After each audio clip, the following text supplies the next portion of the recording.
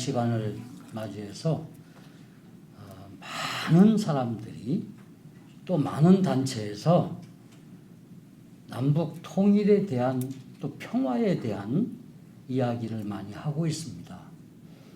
그렇지만 확실하게 과연 남북 통일을 어떻게 할 것인가 그런 구체적인 방안을 제시하는 사람은 없었어요. 운동만 하시지.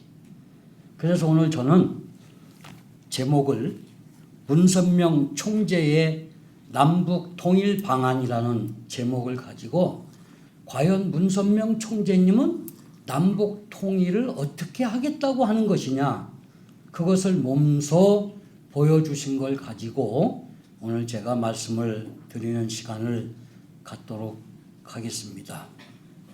저는 북한에 5번 다녀왔습니다. 3번은 김정일 위원장이 보내온 전세기를 타고 김포공항에서 평양을 또 묘양산을 이렇게 다녀왔습니다. 북한의 구석구석을 다 돌아다 본 사람으로서 참 북한의 현실은 너무나 비참하다고 하는 그것을 말씀을 드리지 않을 수 없습니다. 우리가 알고 있는 것보다 훨씬 더 비참한 우리 같은 동포로서 참 눈물 없이는 대할 수 없는 그런 북한의 현 상황을 저는 보고 왔습니다.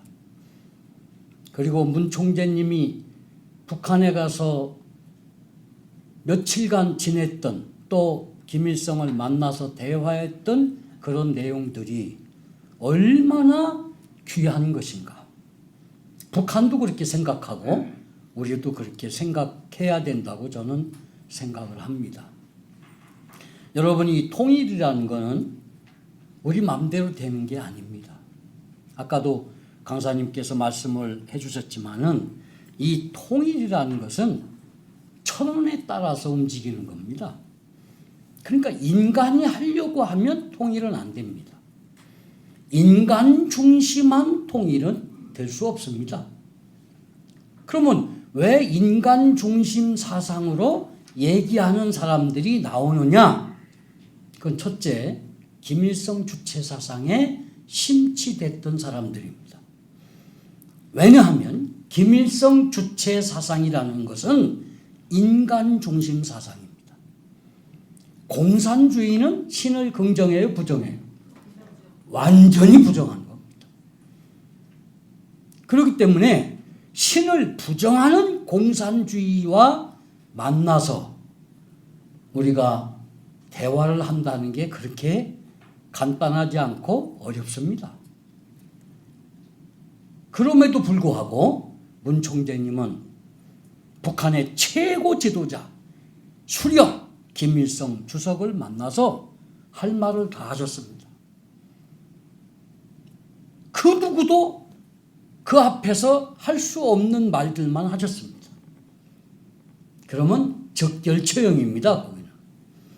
그런데 여러분 김일성이가 너무 좋아했습니다.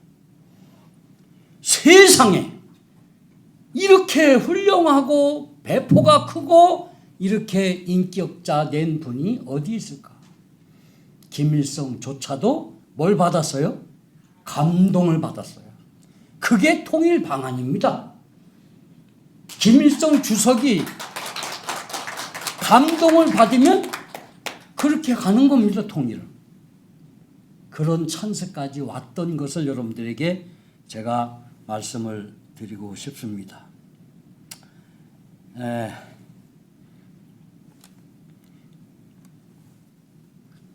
여러분, 문선명 총재가 북한을 먼저 간 게 아닙니다. 어디를 갔느냐? 소련부터 먼저 가셨습니다. 여러분, 소련이 그때 엄청난 파워를 가지고 있는 때입니다. 그때 한국과 소련은 수교도 안 된 상태예요. 그런 미지, 공산주의 종주국에 문 총재님은 목숨을 걸고 들어가신 것입니다. 크레물린 궁전에 들어가서 그때 서기장이었던 고르바초프와 정상회담을 하셨습니다. 무슨 회담이요? 정상회담. 어떤 사람은 문 총재가 무슨 대통령이냐? 왜 정상회담이라고 하느냐? 이렇게 질문할 사람도 있을 겁니다. 그런데 그건 우리가 얘기하는 게 아니고 소련 측에서 우리를 국가 원수급 대접을 했다라는 얘기예요. 그러니까 그 파워가 얼마나 큰 것입니까? 일개 종교단체의 책임자를. 이런 것들이 따지고 보면 다 기적입니다. 기적 속에는 누가 역사하는 거예요? 하나님이 계시되어 있습니다. 그러면 지금 우리가 왜 평화 포럼을 하고 신통일 한국에 대해서 얘기해야 되느냐? 천운이 우리 한반도에 지금 와 있기 때문에 그렇습니다. 그 얘기는 남북한이 뭐 할 수 있는 기회에 들어왔다는 거예요? 통일할 수 있는. 여기에 여러분들이 제일 먼저 초청받은 지도자들입니다. 그럴 때는 그냥 놀러 온 것이 아니에요.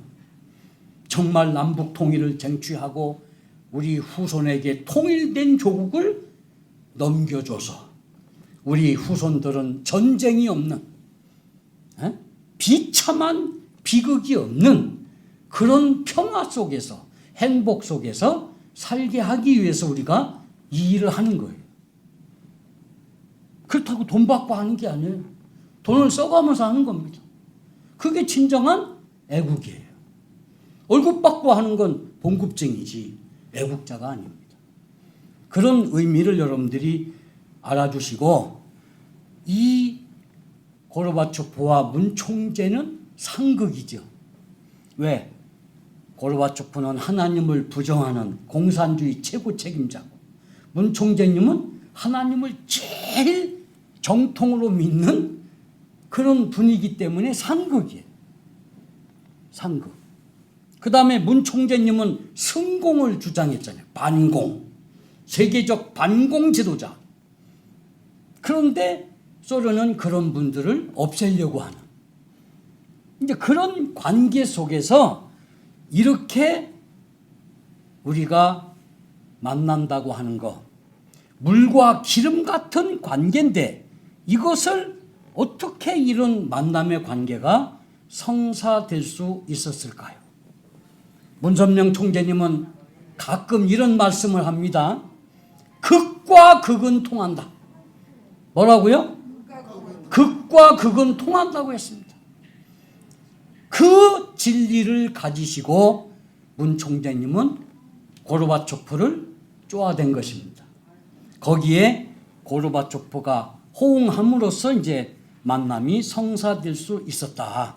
이렇게 볼 수가 있습니다. 저는 고르바초프와의 만남이 크게 미래로 보면 남북 통일을 할 수 있는 초석이 되었다고 생각합니다. 여러분, 문 총재가 소련 크레므린 궁전에 들어가서 고르바초프를 만났을 때 우리 좀 도와주십시오. 우리 한국이 어렵습니다. 이런 얘기 하시는 분이 아니에요. 고르바초프를 만나자마자 문 총재님이 하신 말씀. 앞으로 소련이 개혁하고 개방하고 잘 살기 위해서는 하나님을 받아들이시오. 공산주의 갖고는 인간이 행복할 수 없습니다. 그러니까 뭘 받아들이라는 거예요? 하나님을 받아들여서 하나님을 모시고 개혁 개방을 해라. 그러면 내가 적극 지원하겠다. 이게 문 총재님의 일성입니다. 누가 감히 대통령도 아니고 일개 종교주자가 그 공산주의 종주국에 가서 그런 말씀을 할 수 있을까요? 그 다음에 두 번째 문 총재님이 고르바초프에게 얘기한 것이 이 공산주의의 시초인 레닌이라고 하는 사람의 동상이 소련에 한 3,000개가 있습니다. 그 레닌 동상을 빨리 철거하시오. 여러분, 이게 말입니까? 그들이 받들어 모시고 있는 사상의 조상인 레닌 동상을 빨리 끌어내리시오. 어이가 없을 거 아닙니까? 일개 종교 지도자가 와가지고 그 다음에 종교의 자유를 허용하시오. 그러면 내가 소련에서 보내오는 대학생들을 미국에 데려다가 공짜로 21일 동안 내가 공산주의가 틀렸다고 하는 것, 공산주의보다 더 나은 대안이 있다는 걸 사상교육을 시켜서 내가 보낼 테니까 교육부 장관을 통해서 대학에서 가장 영어 잘하고 우수한 학생을 3,000명을 뽑아서 보내시오. 이게 문 총재님의 제안입니다. 그리고 마지막으로 한소관에 지금 수교가 안 돼 있는데 소련이 앞으로 잘 살려면 한국과 빨리 수교하시오. 이런 엄청난 상상도 못하는 내용들을 고르바초프 대통령에게 문 총재는 말씀하신 것입니다. 그 배포는 인간의 배포가 아니에요. 누구 배포요? 하나님을 대변하는 겁니다. 그러니까 무섭지 않아요. 그런 배짱이 있는 거예요. 그때 소련이 세계적 공산주의의 3분지 빨갛게 점령하고 있을 때입니다. 아시겠습니까? 네. 이렇게 제2차 세계대전 종전 이후에 소련을 중심한 국제 공산주의가 세계 3분지를 점령한 상태. 거기에 수장이란 말이에요.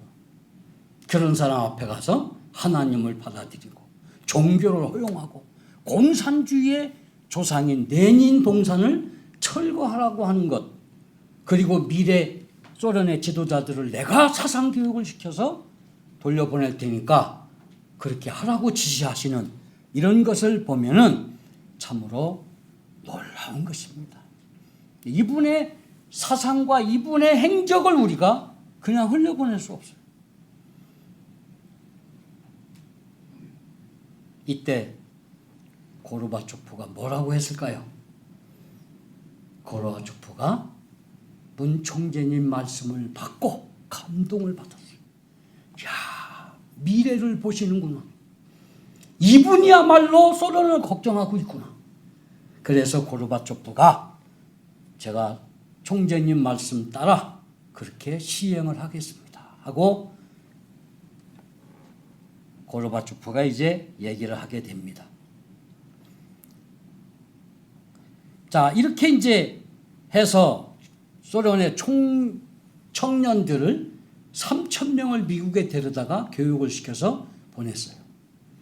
그런데 이 개혁 개방이라는 것은 대단히 위험한 겁니다. 공산주의를 벗어나서 다른 체제를 갖는다. 이건 고르바초프 혼자 할 수 없는 거잖아요. 그렇게 하고 나니까 무슨 문제가 생겼느냐. 국방부 장관을 중심한 군부가 쿠데타를 일으켰습니다. 공산주의 해체는 안 된다. 이래가지고 탱크를 수백 대를 몰고 크레물린 궁전 광장을 향해서 탱크가 들어올 때 그때 누가 그 탱크를 막았는가? 여러분, 미국에 가서 교육을 받은 3,000명의 젊은 대학생 청년들이 탱크 앞에 누워서 탱크의 전진을 막았던 것입니다. 그렇게 함으로써 결국 쿠데타를 방지하고 그렇게 함으로써 자택에 감금돼 있던 고르바초프 대통령이 이제 정부로 들어오게 하는 이런 해안이 문 총재님에게 있다는 거예요. 저는 문 총재님을 53년을 모셨는데 아무리 연구해봐도 연구가 안 돼요. 왜 연구가 안 돼요? 나보다 훨씬 높은 안테나를 하나 더 가지고 계시더라고요. 그 안테나가 뭐냐? 하나님과 직통하는 안테나가 있더라고요. 공항에 나가시다가 야야야야, 하나님이 나더러 너 거기 공항에 가지 마라. 너 가면 죽는다. 너가 총을 갖고 널 기다리고 있으니까 가지 마라. 이렇게 하신다는 거예요. 나는 아무리 가서 물에 빠질 때를 가도 그렇게 못 느껴요. 안테나가 없어요. 그런데 문 총재님은 다 보고 있어요. 다 하나님이 알려줘요. 그만큼 사랑하는 분이에요. 그러니까 이런 고르바초프를 만나서 그런 제안도 가능하다는 거죠. 그래서 소련이 개혁 개방을 이룩하고 결국에 가서는 공산주의가 해체됐습니다. 그래서 러시아로 바뀌었어요. 러시아. 이걸 누가 한 거예요 지금? 하나님이 하신 거예요. 이게 중요한 거예요. 그렇기 때문에 여러분, 우리나라 소설가 중에 가장 유명한 김진명이라고 하는 예언이라는 책, 무궁화꽃이 피었습니다라는 책을 쓴 작가가 있어요. 그 작가가 쓴 예언서 맨 마지막 부분에 보면 문선명 총재에 대한 얘기를 하고 있습니다. 예언이라는 책 속에 뭐라고 얘기한 줄 아십니까? 문선명 총재님에게 질문을 했대요. 남북 통일이 언제쯤 될 것 같습니까? 참 의미심장한 질문이잖아요. 그러니까 문 총재님이 그러시더라는 거예요. 북한의 김일성이가 빨리 죽지만 않으면 곧 통일이 된다. 그러니까 이 작가가 그럼 언제쯤 그렇게 되겠습니까? 이렇게 또 물었어요. 그러니까 시간이 좀 걸린다. 왜? 김일성이가 죽었기 때문에. 통일의 기회를 놓친 거예요. 그러면서 한참 기도하시더니 딱 한마디, 2025년에 가야 통일이 된다. 이게 문 총재님이 김진명 작가에게 한 말입니다. 그게 예언이라는 책 뒷부분에 나와요. 얼마나 남았어요 이제? 그러니까 때가 가까워 왔어요. 성경에서도 보면 나뭇잎이 연하해지고 푸르르면 뭐가 온 줄 알아? 여름이 온 줄을 알아라. 이 사람들아. 그런 말처럼 지금 때가 무르익어 가고 있다. 이걸 왈 천운이 왔다. 여러분, 봄 기운이 오면 진달래 피지 말아도 펴요, 안 펴요? 펴요. 개나리 피지 말아도 펴. 땅에서 이 식물들이 나오지 말아도 뾰족뾰족 동틀을 트고 나와. 그리고 잎사귀를 피고 꽃이 피고 그 다음에 열매 맺죠. 이걸 누가 막아요? 천운이 오면 막을 수가 없어요. 그러니까 통일이 갑자기 우리 앞에 다가올 수 있다고 하는 입장에서 여러분들이 오늘 제 강의를 들어주시면 고맙겠습니다. 이때 문 총재님이 나를 믿고 개혁 개방하시오. 내가 도와주겠습니다. 고르바초프 얼마나 힘이 났겠어요. 예, 하겠습니다. 그렇게 해서 결국 공산주의를 해체한 주역이 문 총재가 됐어요. 이것이 뭐와 같으냐? 남북 통일을 하는데 방안이 될 수 있다는 거예요. 여러분, 이걸 생각해요. 아시겠습니까? 네. 그래서 고르바초프가 너무너무 고마워서 문 총재 말대로 다 됐어요. 레닌 동산 막 철거했어요. 네? 레닌 동상은.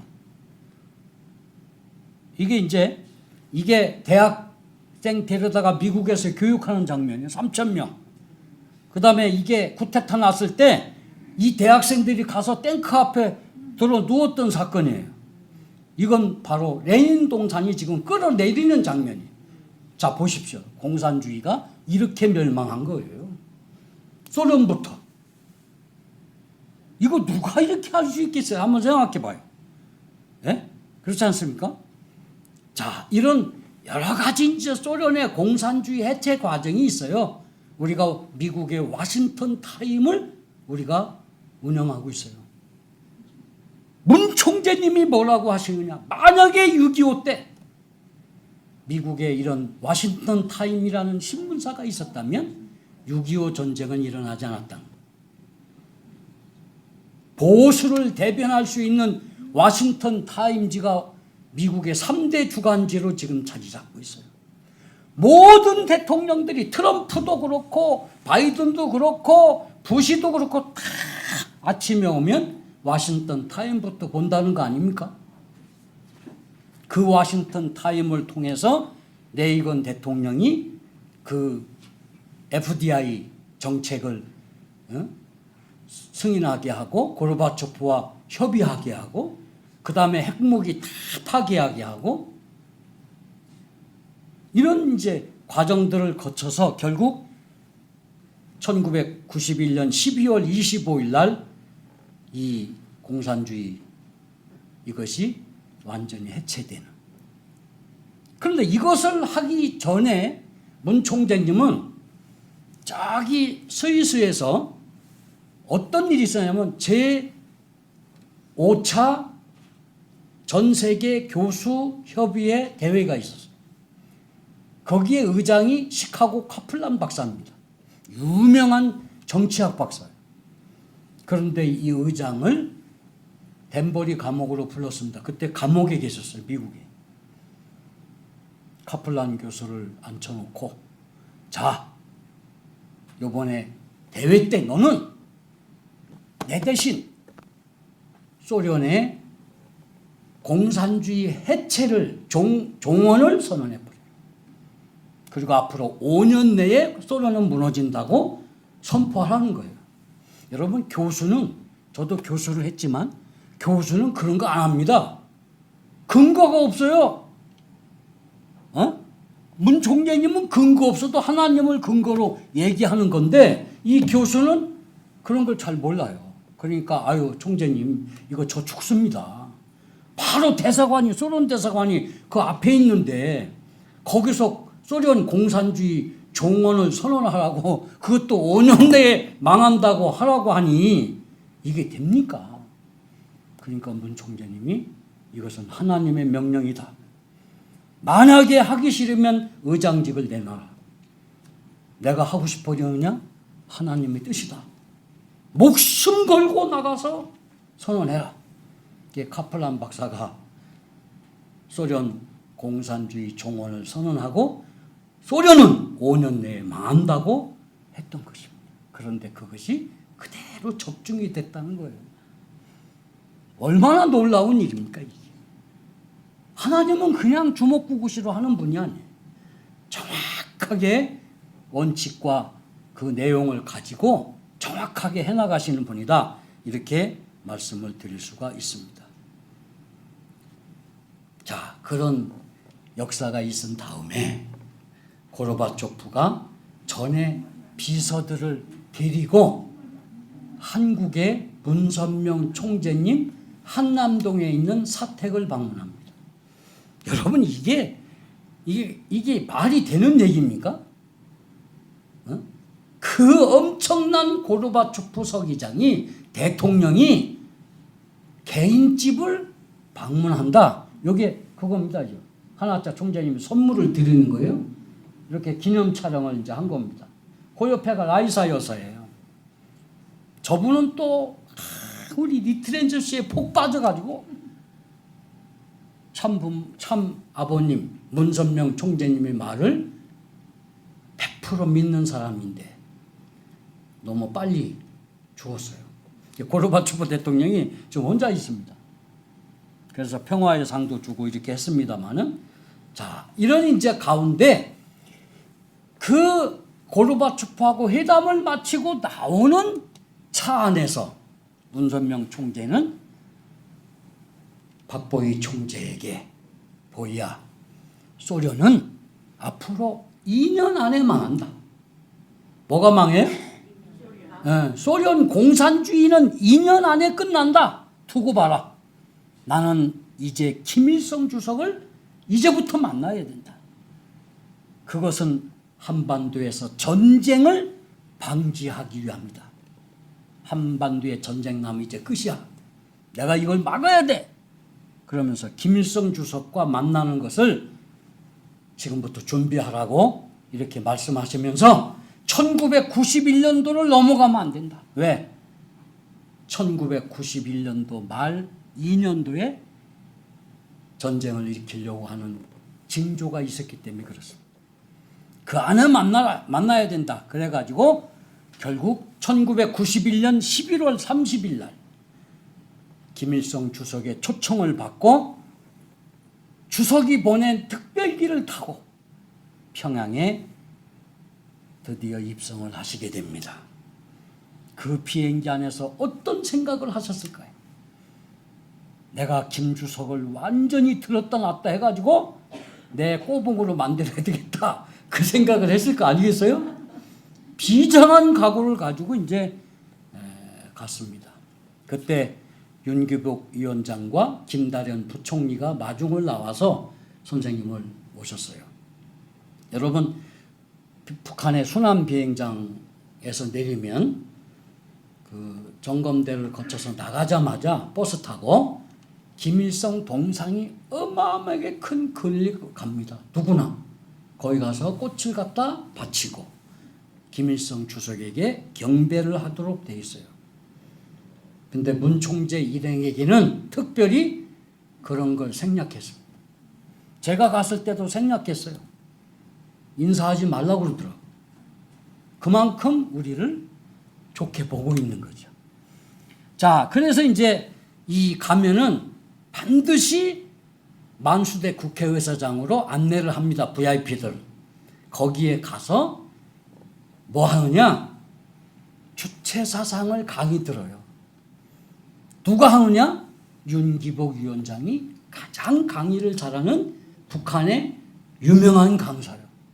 윤기복 위원장에 의해서 누구든지 주체사상을 강의를 듣고 그 다음에 그 김일성 수령이 위대한 혁명가임을 그들은 입이 마르도록 찬양합니다. 그런 다음에 뭐 하느냐? 인간 중심의 주체사상이 왜 실용적 사상이냐 여기에 대해서 열변을 토해서 설파합니다. 여기에 감동을 먹습니다. 여러분, 북한 사람들은 선동의 세계 1등입니다. 위대하신 김일성 주석님께서는 막 이렇게 얘기하잖아요. 그래가지고 이제 말씀을 끝나자마자 문 총재님께서 뭐야, 내가 일어나서 나를 설명해봐. 그리고 내가 통일 평화운동 한 거 세계적으로 이것을 이 사람들에게 알려주라. 박보희 총재는 이제 이만큼 준비해 가가지고 야, 찬스가 왔다 해가지고 막 입에 거품을 먹고 이제 문 총재님을 증거하는 거예요. 그들이 그걸 들으면서 저는 무슨 생각을 했을까?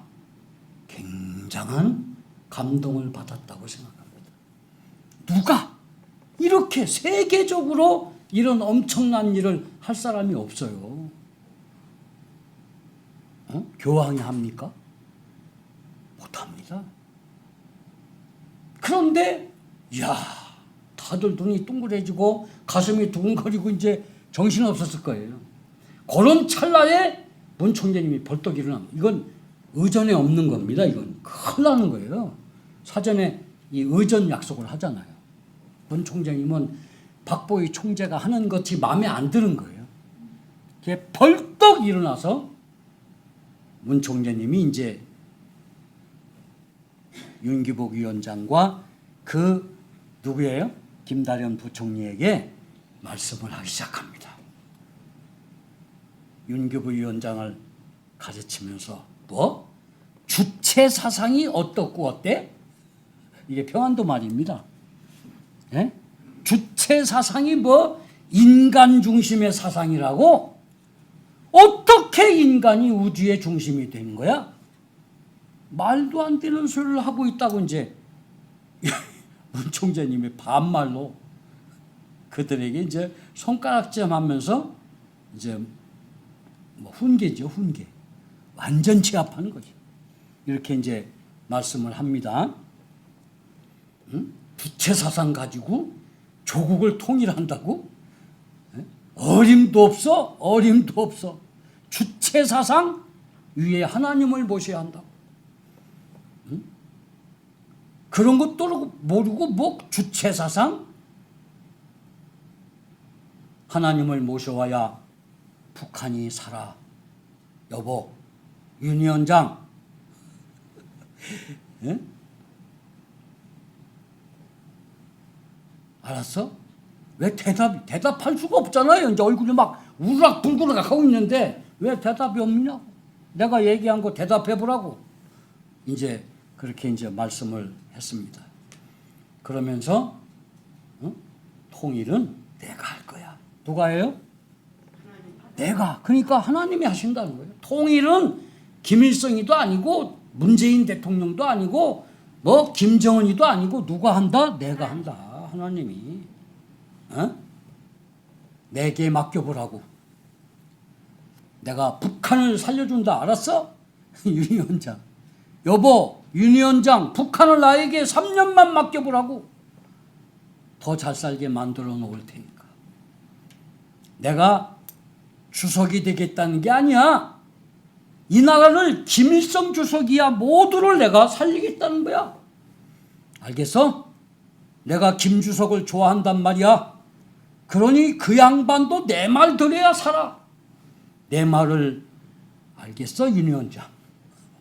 여러분, 이건 이 분위기를 몰라서 우리가 듣기만 하지만 그 실제 상황을 한번 생각해보세요. 여기가 평양입니다. 국가를 대표하는 사람들이에요. 그런데 묵사발 만들지 않습니까? 김주석까지 거론해요. 이건 총살감입니다. 이런 배포가 어디서 나왔다고요? 네? 하나님에게. 이때 노동당 최고 간부들이 20명이 모인 자리예요. 다 권총 차고 있어요. 누가 하나 권총 꺼내서 빵 쏘면 죽지 별 수 있습니까? 문 총장님도? 그런데 워낙 강하게 이 분위기를 장악하고 보니까 총에 손이 갔다가도 이게 얼어서 못 꺼내는 거예요. 이게 하나님의 역사예요. 네, 역사입니다. 이래가지고 이제 막 책상을 치면서 그것도 반말로 손가락질하면서 이렇게 이제 얘기를 하셨다고 합니다. 1시간 30분 동안 예정이 없는.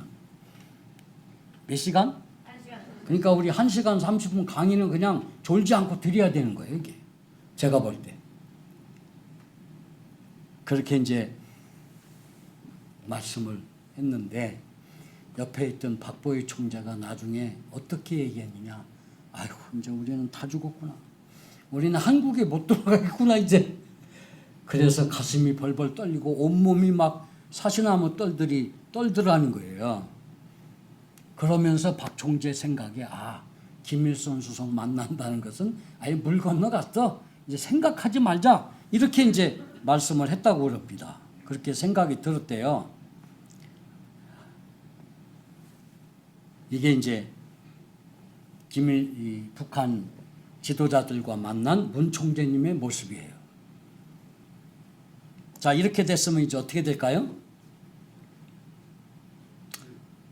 여기 이제 문 총재가 막 손가락질 하면서 지금 강의를 하는 거예요. 소리를 지르고 다 지금 표정들이 무거워졌잖아요. 이게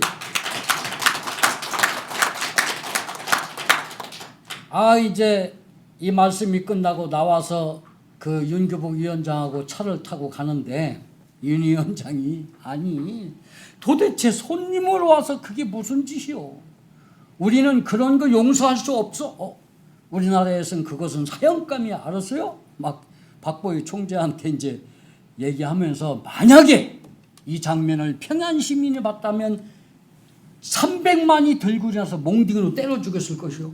막 이렇게 이제 협박을 하더라는 거예요. 더군다나 위대한 수령께서 이걸 안으면 어떻게 되는 줄 아시오? 당신들 처형이야 처형. 막 입에 거품을 물고 협박을 했다고 합니다. 이때 또 박보의 총재가 달변 아닙니까? 아니 뭘 그걸 문 총재가 지금 흥분돼서 얘기한 말을 그렇게 듣느냐고. 우리는 그런 의도는 없으니까 좀 가라앉히라고 이렇게 얘기를 했다고 합니다. 그래서 박보의 총재가 집에 와서 문선명 총장에게 물었대요. 선생님 어떻게 그렇게 말씀을 하셔갖고 어떻게 김일성 주석을 만날 수 있습니까? 그러니까 문 총재님이 하시는 말씀이 이렇게 얘기했다고. 내가 뭐 김일성 주석을 만나러 왔나? 나는 하나님의 진리를 말하러 왔다고. 하늘은 내가 할 말을 다 하고 떠나기를 바란다. 그 인물이 어느 정도인가 좀 보자. 졸장부인지 대장부인지 이렇게 문 총재가 말을 하더라는 거예요. 이게. 그러니까 조금도 굽히지 않는 당당한 총재님의 모습을 이제 보여주신 것입니다. 그래서 이제 문 총재 일행이 이제 이렇게 금강산도 관광하시고 3.1포도 가시고 또 친척들을 만나기도 해주고 이제 이렇게 하고 났는데 이 윤기복 위원장하고 김다령 부총리가 제일 먼저 총비서가 누구냐면 김정일이에요. 김정일 앞에 가서 그대로 얘기를 했답니다. 그러니까 절대 이 문 총재를 김일성 주석님이 수령님이 만나면 안 됩니다. 만나면 수령님이 쇼크 받아 죽습니다. 그러니까 제발 좀 이거 이 회담은 하지 말아 주었으면 좋겠다. 그렇게 이제 얘기를 하니까 김정일이가 그 양반 배포가 대단하구만. 그렇다면 우리 아버지와 만나게 내가 해야지. 김정일이가 이렇게 나오더라는 거야 이게. 그러니까 이게 기적이죠. 그래서 이제 당신들은 책임 다 했으니까 걱정하지 말라고 김정일이가 그러면서 김주석을 가서 문 총재를 소개했다. 그러니까 김일성이가 그런 사람이라면 내가 궁금하다. 만나고 싶다. 그래가지고 이제 연락이 오기를 5일째 된 날 12월 5일 이제 드디어 문선명 총재는 누구를 만나요? 김일성 주석을 만나러 갑니다. 그런데 참 이게 신비롭게도 문 총재님이 북한에 올라가서 이승만 스파이라고 잡혀가지고 흥남 감옥수에서 사형 선고를 받은 그 흥남에 김일성 주석 마전 공관으로 초대를 한 거예요. 여러분 비행기 타고 가시는 그 흥남을 지나가시면서 그 비료 공장을 보시면서 총재님이 어떤 생각을 했을 것 같습니까? 그럼에도 불구하고 내가 김일성이를 용서해 줘야지. 그런 생각을 하고 가셨다고 그럽니다. 자, 문 총재 일행이 딱 갔어요. 주석 공관에. 또 기적이 벌어졌어요. 김일성 주석이 친히 문 앞까지 나와서 문 총재를 영접한 겁니다. 자, 이건 박수 한번 쳐야 돼요. 그러니까 문 총재도 깜짝 놀라고 김일성이도 깜짝 놀랐을 거 아니에요. 그래서 문 총재님이 더럭 쫓아가서 그냥 김일성이를 딱 끌어. 이건 의전에 없는 겁니다. 권총이 딱 나오는 거예요.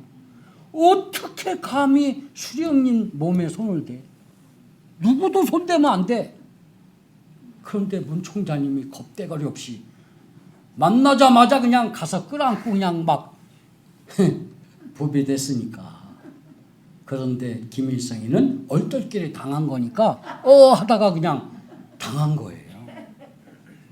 그래서 문 총재님이 이제 한학자 총재를 우리 와이프라고 소개하고 그 일행을 이제 소개를 했습니다.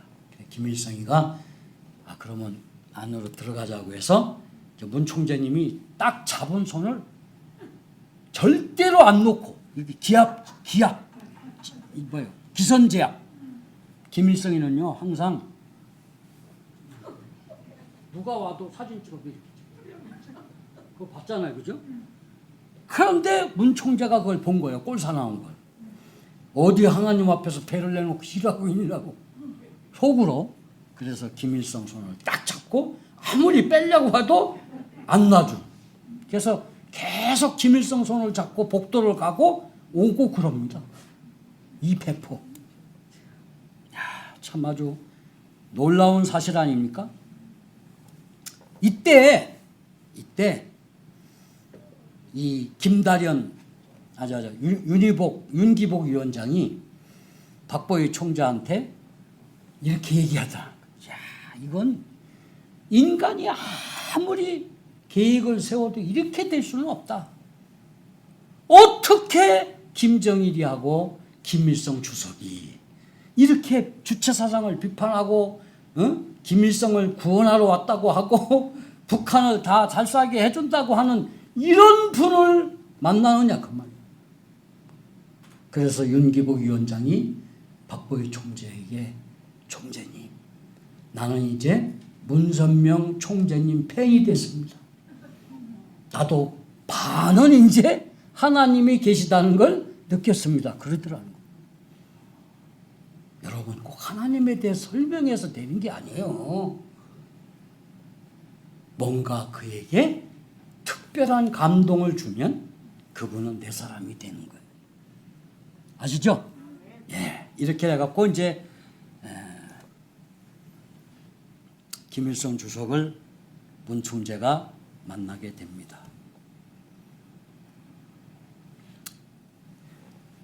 (12월 6일) 오전 10시 흥남 마석 주석 공간에 가서 이제 만납니다.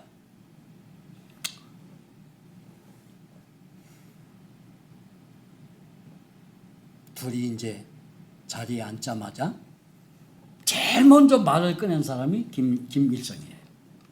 뭐라고 했을까요? 나 문 총재 얘기 이미 다 들었습니다. 김 주석이 문 총재가 조국 통일을 하겠다고요? 그래. 통일이야 누가 하면 어때요? 통일이 되면 그만이지. 여러분 이 말은요 굉장히 중요한 말이에요. 네? 조국 통일 누가 하면 어때? 통일이 되면 그만이지. 난 그런 배짱 있는 사람이 마음에 들어 하하하 웃었다는 거예요. 저는 이 얘기에서 이미 남북 통일 방안은 끝났구나. 남북 통일이 이미 되는구나. 이렇게 생각하겠습니다. 김일성이가 벌써 변화가 왔어요. 이제 이런 대화의 장면이 있었습니다. 그리고 김일성이가 그래 고향을 다녀오셨다는데 감이가 어떠하십니까? 하고 물었어. 문 총재님 또 답변이 달변이에요. 우리 같으면 생각이 어벙벙해서 생각이 안 날 건데 그 얘기를 듣자마자 문 총재께서 근본 본인과 부인을 공화국에 초청해 주신 데 대해서 먼저 감사합니다. 이렇게 인사를 드리고 어제 고향 정주에 다녀왔습니다. 이렇게 말씀을 드렸습니다. 놀랍게도 나의 생가가 남아있을 뿐만 아니라 나의 가족, 친척들을 48년 만에 만나보는 감회가 이루 말할 수 없었습니다. 이렇게 이제 소감을 딱 얘기해 놓고 그런데 김주석 이제 공격하는 거예요. 그런데 뭐요? 김주석 어제 나는 대단한 기쁨과 동시에 심히 가슴 아픔을 금할 길이 없었습니다. 라고 이야기를 하니까 김주석이 왜요? 이렇게 물었어요. 왜요가 이게 중요합니다.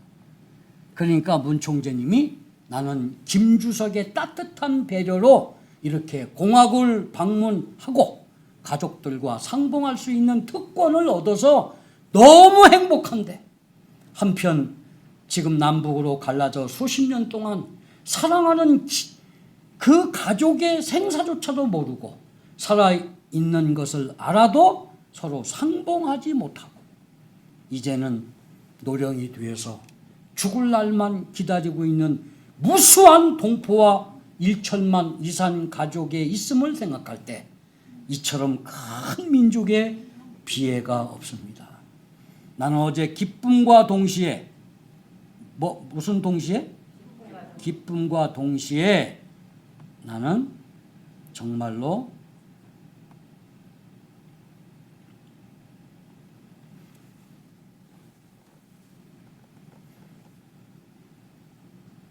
가슴이 아팠습니다.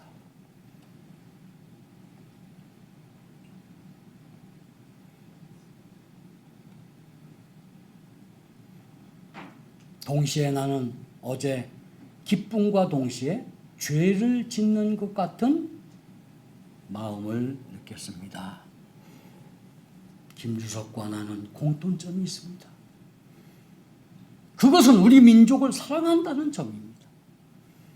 그러니 오늘 나의 방문을 역사적으로 하기 위해서 이산가족 상복의 은혜와 특전을 베풀어 주시기를 부탁드리고 싶습니다.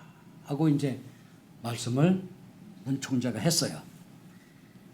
이것을 듣고 있던 김일성 주석이 고개를 끄덕이면서 문 총재 나도 동감입니다. 전적으로 찬성이요. 오늘 1992년부터 북남이 헤어진 동포들이 서로 가족을 상봉할 수 있도록 이것을 시작합시다. 아주 쾌히 문 총재의 질문을 답했습니다. 그래서 1992년부터 처음으로 이산 가족이 실현된 것입니다. 이걸 아무도 몰라요. 그냥 온 줄 알아. 그냥 이렇게 사지에 들어가서 김일성이를 감동시킨 문 총재의 역할이 있었다는 것을 여러분들이 꼭 기억해 주시기 바랍니다. 이렇게 이제 분위기가 좋아지니까 김일성이가 그렇게 해맑게 애기처럼 웃고 좋아하더라는 거예요. 나중에 이 간부들이 자기가 40년, 50년을 옆에서 모셨는데 오늘처럼 이렇게 기뻐하고 웃고 좋아한 적이 한 번도 없었다. 이렇게 볼 때 문 총재가 누구냐? 문 총재가 누군데 이렇게 우리 수령님을 감동케 하느냐? 그래서 하나님을 자기도 믿게 됐다고 하는 거예요. 아시겠습니까? 이건 하나님밖에 해결할 수가 없어요. 이렇게 좋으니까 이제 문 총재가 얼마나 그걸 잘 아시겠습니까? 그러니까 김주석과 나는 동족을 사랑하는 공통점 위에 또 하나의 커다란 공통점이 있습니다. 또 이제 질문할 거예요. 그것은 다 같이 조국의 통일을 염원한다는 점입니다. 불행히도 우리 조국 분단의 비극은 우리 민족이 정신 못 차리고 있는 동안에 외세에 의해서 결정되었습니다. 김일성이가 박수를 쳤다는 거 아니에요? 외세가 나오니까. 우리가 한 게 아니다 이게. 에? 그러니 우리 조국의 통일도 우선은 우리 민족이 정신을 차려서 해야 할 일이지만 역시 우리를 둘러싼 주변 정세를 살피지 않을 수 없습니다. 그래서 나는 지난 20년 동안 미국을 중심으로 해서 우리 조국 통일의 기운을 성수시켰습니다. 그리고 주변 정세 조성에 내가 모든 걸 바쳤습니다. 그러면서 박보희 총재에게 내가 미국에서 그런 활동한 것을 보고하라. 김일성 앞에 또 이제 박보희 총재가 나섭니다. 근데 박보희 총재님 말씀은 야 나에게 마지막 찬스가 왔다 이제 그렇게 생각을 하고 벌떡 일어나서 그냥 막 침이 튀어가는지도 모르고 미쳐가지고 문 총재님이 활동한 것을 이제 보고를 드렸다고 그럽니다. 참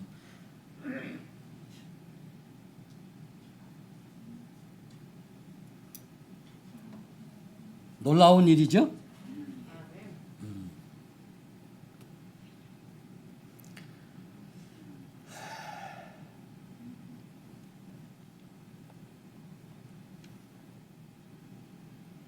박보유 총재는 이제 벌떡 일어나서 163개국의 기반을 닦으시고 미국에 지대한 영향을 미치고 있다는 것을 확실하게 이제 설명을 했습니다. 그러면서 문 총재가 이렇게 한 것은 인위적인 것이 아닙니다. 천원에 따라서 이렇게 해보니까 이렇게 되었습니다. 라고 이제 말씀을 했습니다. 그러면서 이제 이 위대한 문 총재님이 김주성님의 친구가 되시고 공화국의 친구가 되셨습니다. 김주성님은 참 복이 많으신 분입니다. 이렇게 이제 말씀을 하면서 주생님께서 문 총재를 얻으신 것이 그렇습니다. 이렇게 말을 했다고 합니다. 그러면서 저는 조국 통일의 크나큰 소망이라고 확신합니다. 이렇게 이제 얘기를 하니까 이 김일성이가 그래 나야 복이 많지. 너무 기쁘니까 나야 복이 그래 나야 복이 많지. 그런데 문 총재가 손대시는 것마다 모두 황금으로 변한다고 했는데 문 총재 그 비법을 나에게 좀 가르쳐 주시오. 이렇게 이제 김일성이가 했다고 그래요. 그러면서